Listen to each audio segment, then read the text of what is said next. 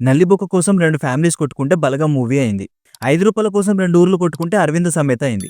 Same ఇలానే real లైఫ్‌లో ఒక కార్ డ్రైవర్ రాంగ్ టర్న్ తీసుకోవడం వల్ల వరల్డ్ వార్ స్టార్ట్ అయింది. అవును, వీడియో చాలా ఇంట్రెస్టింగ్ ఉంటుంది. ఎండ్ వరకు చూడండి.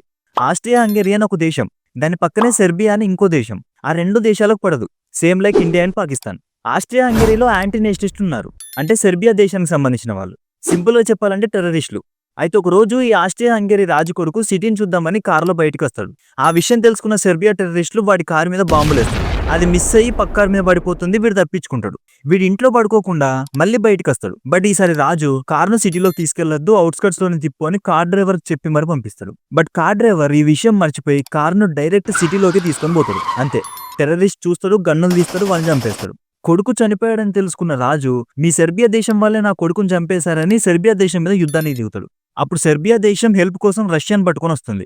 ఆస్ట్రియా ఏమన్నా తక్కువనా, అది వెళ్లి జర్మనీని తీసుకొని వస్తుంది. ఇలా ఫ్రాన్స్, బ్రిటన్ ఒక దేశం తర్వాత ఇంకో దేశం కలుస్తూ వరల్డ్ వార్ గా మారిపోయింది. సింపుల్ గా చెప్పాలంటే దీన్నే బటర్ఫ్లై ఎఫెక్ట్ అంటారు. ఒక కార్ డ్రైవర్ చేసిన మిస్టేక్ వల్ల కోట్ల జనాల ప్రాణాలు పోయాయి. వీడియో ఎలా అనిపించిందో కామెంట్ సెక్షన్ లో చెప్పండి. ఇలాంటి మరిన్ని వీడియోస్ కోసం వెంటనే వీడియోని లైక్ చేసి ఛానల్ సబ్స్క్రైబ్ చేయడం మాత్రం మర్చిపోవద్దు.